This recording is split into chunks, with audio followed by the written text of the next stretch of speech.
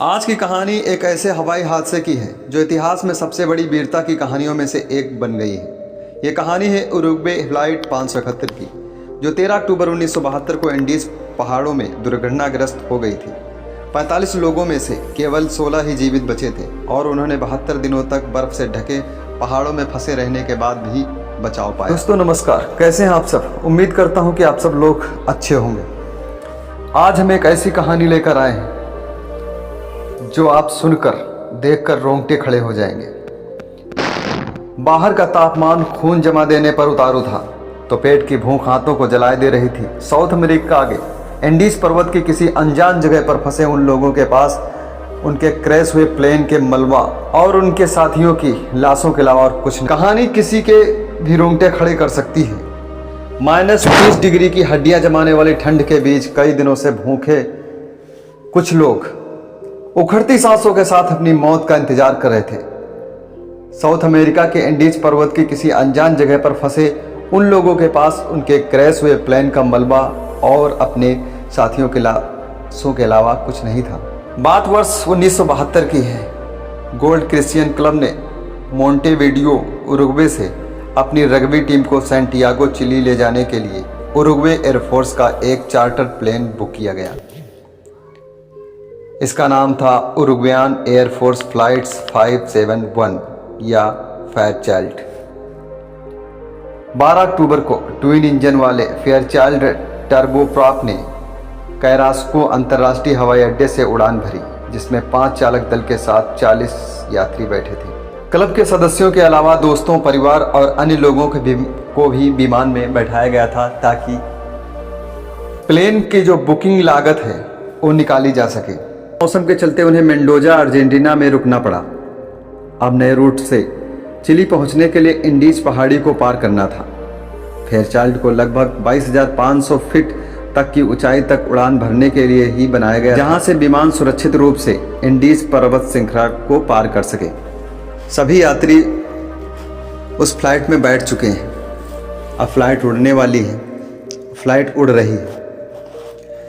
Take off के लगभग 1 घंटे बाद पायलट ने एयर कंट्रोल को सूचित किया कि वह दर्रे के ऊपर से उड़ान भर रहा है और उसके तुरंत बाद उसने रेडियो से कहा कि वह सैंटियागो से लगभग 110 मील यानी कि 178 किलोमीटर दक्षिण में क्यूरिको चिली पहुंच गया है।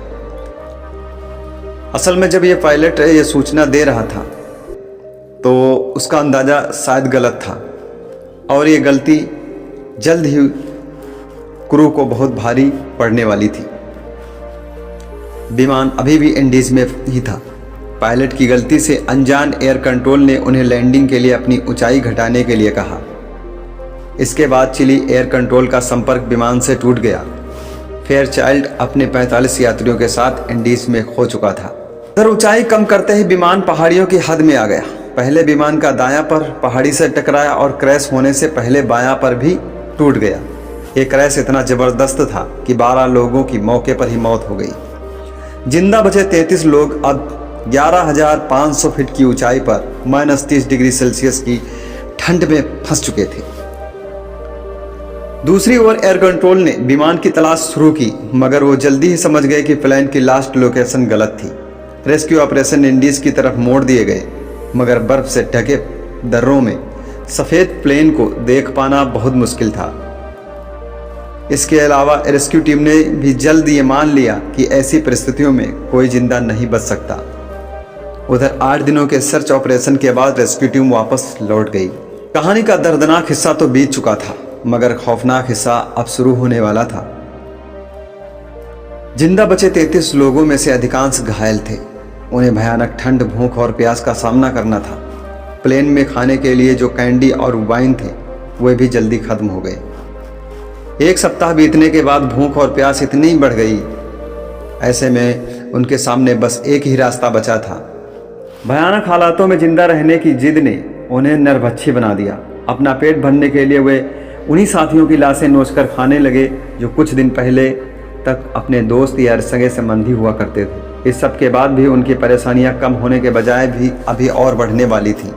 अगले 1 सप्ताह में 6 और लोगों की मौत हो गई, जिसके बाद एक रात पहाड़ी पर टूटा एवलांच। खुद को ठंड से बचाने के लिए सभी ने प्लेन को मलबे से ही अपना ठिकाना बनाना शुरू किया। एवलांच ने प्लेन के मलबे को बर्फ से ढक दिया। जो भाग नहीं सके वे मारे गए। एवलांच में 8 और लोगों की जान चली गई। 12 दिसंबर तक केवल 16 लोग जिंदा बचे थे। वे समझ गए थे कि उन्हें अब कोई बचाने आने वाला नहीं है। ऐसे में उन्होंने पहाड़ी से निकलने की ठानी। 3 लोग बाहर निकलने का रास्ता ढूंढते हुए अलग अलग दिशाओं में निकल गए। आखिरकार उनमें से एक को चिली के लास मेंटेनेंस गांव का रास्ता मिल गया। बचे हुए सर्वाइवर्स उस रास्ते तक पहुंचे। गांव तक पहुंचने के लिए नदी पार करनी थी। एक बड़ा खतरा था, वह सब के सब नदी में बह सकते थे। ऐसे में उन्होंने नदी के किनारे ही बैठना अच्छा समझा। किसी ने के आने का इंतजार करने का फैसला किया। किस्मत ने आखिर उनका साथ दिया और अगले ही दिन नदी के दूसरी ओर गांव के लोग दिखाई दिए।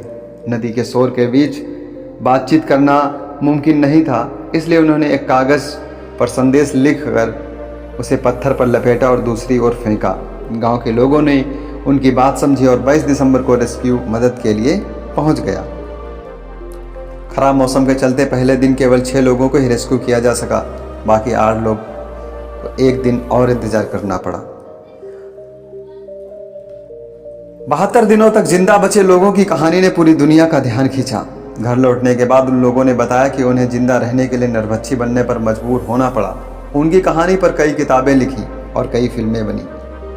उरुग्वे फ्लाइट 571 की कहानी एक दुखद घटना है, लेकिन ये हमें यह भी याद दिलाती है कि मानव आत्मा कितनी मजबूत हो सकती है। बचे हुए लोगों की वीरता और दृढ़ता हमें कभी हार न मानने और हमेशा आशा बनाए रखने की प्रेरणा देती है। मुझे उम्मीद है कि आपको ये वीडियो ज़रूर पसंद आया होगा। अगर पसंद आया है तो इस वीडियो को लाइक कर दो और ज़्यादा से ज़्यादा इसे शेयर कर दो।